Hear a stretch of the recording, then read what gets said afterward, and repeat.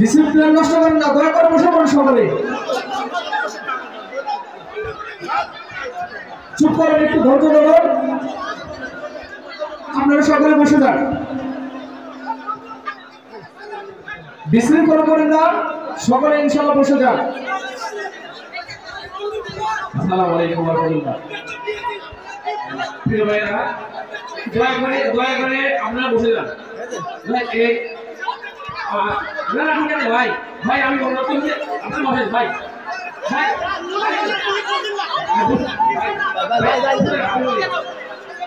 না না না ভাই, আপনি বলছেন ভাই আমরা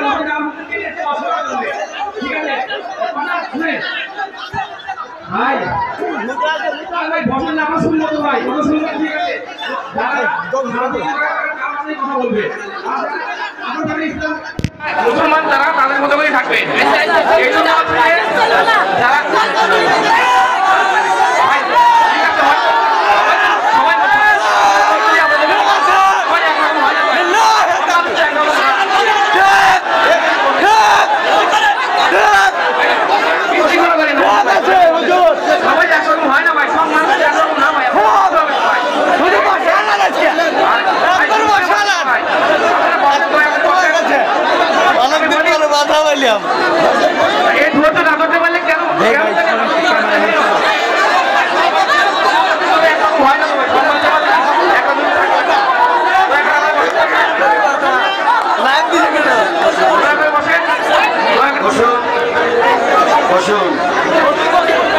সুবহানাল্লাহ আলহামদুলিল্লাহ লা ইলাহা ইল্লাল্লাহ সুবহানাল্লাহ আলহামদুলিল্লাহ লা ইলাহা ইল্লাল্লাহ সুবহানাল্লাহ আলহামদুলিল্লাহ লা ইলাহা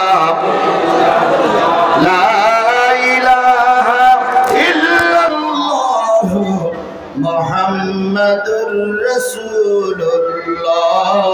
আমরা কোরআনের অনুসারী, কে কি বললো ওতে আমার কিছু যায় আসে না।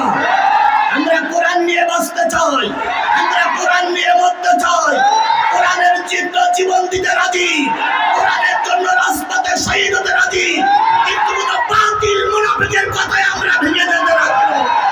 আমি এত কিছু করলাম, মক্কায় গেলাম, মদিনায় গেলাম, কম্বল দান করলাম, নিজের 3.5 বডির ভিতরে ইসলাম নাই, তোমার এই কম্বল দিয়ে কোনো উপকার হবে বলে মনে হয় না।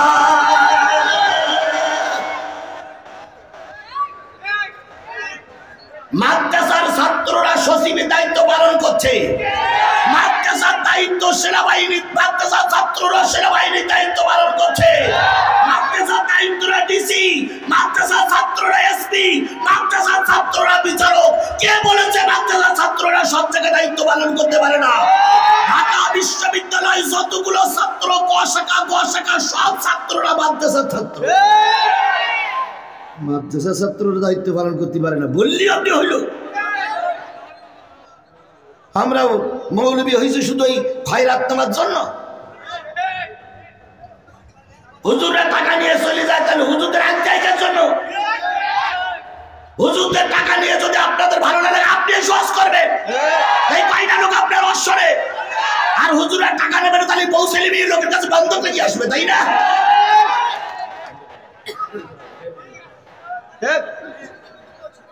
আপনাদের কে ডাকতে বলে আমাদের? আমরা কি পাই ঢেড়া ফিরাই ফিরাইছি যে হুজুরি দাওয়াত করো, হুজুরি দাওয়াত করো?